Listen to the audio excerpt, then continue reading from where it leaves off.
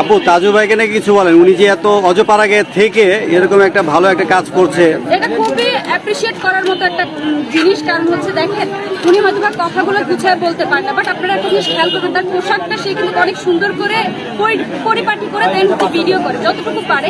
সে আসলে ভিডিওগুলো করে তাদের যে চর এলাকাটা, এটার অনেক সমস্যা। এটা যদি প্রশাসন কোনোভাবে দেখে, যদি সমাধান করতে পারে, সেই জন্য মূলত সে কাজগুলো করে। বাট সেটা অনেকে হাসাহাসি ভাবে যে কিন্তু তার পোশাক আশাকগুলো একটু যতই ইন করে পড়ুক না কেন, ওনার কথাগুলো গুছানো না, যার কারণে সব এটা হাসাহাসি করলেও কিন্তু দিন শেষে দেখেন ভালোর কোনো ইয়া নাই, সে কিন্তু সবার সামনে চলে আসছে। মেন জিনিসটা উনি উপস্থাপন করতে পারেন ঠিক মতো পারে না, কিন্তু এখন কিন্তু সবার কাছে পৌঁছায় গেছে। ইনশাআল্লাহ আশা করি ওনার এই কথাগুলো তো মানুষ শুনছে, যেহেতু ভাইরাল হয়ে গেছে, ওনাদের গ্রামটাও আগে থেকে উন্নত হবে। মানে গরু পার হয়ে নদীর ওই পারে যায় ঘাস খেতে, ওনার বক্তব্য ছিল যে এখানে একটা ব্রিজ হোক, কিন্তু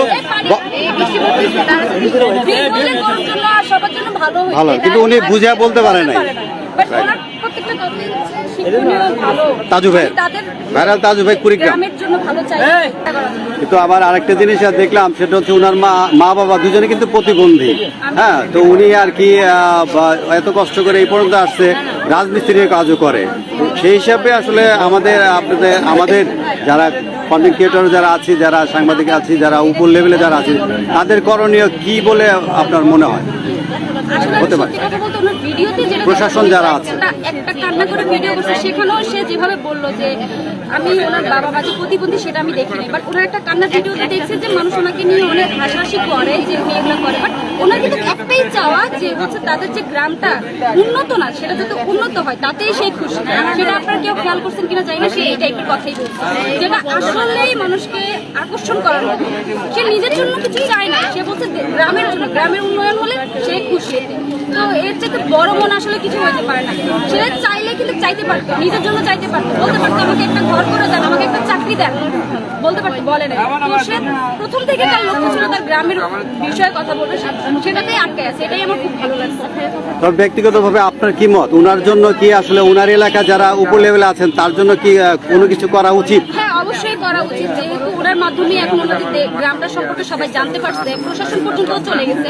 তো আমার মনে হয় যে ওনার দিকটাও দেখা উচিত, যেহেতু উনিও এত বেশি কথা গুছিয়ে বলতে পারে না। ওনাকে এমন একটা ভালো চাকরি দিয়ে দিক বা এমন একটা কিছু করে দিক যাতে সে খেতে পারে। আপু আরেকটা জিনিস দেখলাম যে উনি যে স্থানে থাকে, যে ঘরে থাকে, সেই ঘরটা কিন্তু ওনার না, উনি জায়গাটা ওনার না, ঘরটা ওনার বা জায়গাটা ওনার না। তো আসলে আমি বলবো ওনাকে থাকার একটা জায়গা করে দেখ, যে কিনা সবার জন্য এত ভাবে, তার জন্য ভাবা উচিত। সে হয়তো বা নিজে থেকে চাচ্ছে না, তাকে দেওয়া উচিত, কারণ সে তো এত বড় লোক না, সেও একদম মধ্যবিত্ত গরিব। তো সে যেহেতু দেশের জন্য চাচ্ছে, তাদের গ্রামের জন্য চাচ্ছে, গ্রামের মানুষেরও উচিত তার জন্য চাওয়া।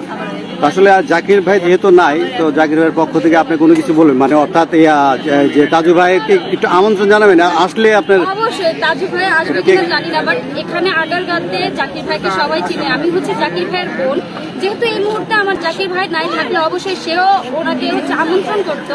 উনি যদি এই ভিডিও দেখে থাকে তাহলে একবার হলেও যেন আমাদের আগারগাঁওতে আসে, আমাদের কে এখানে আসে, আমরা তাকে হচ্ছে আমন্ত্রণ জানাচ্ছি আমার জাকির ভাইয়ের মানে পক্ষ থেকে। অবশ্যই আমার ভাই আসলেও সে আমন্ত্রণ জানাবে। ঠিক আছে আপু, আপনাকে অনেক অনেক ধন্যবাদ।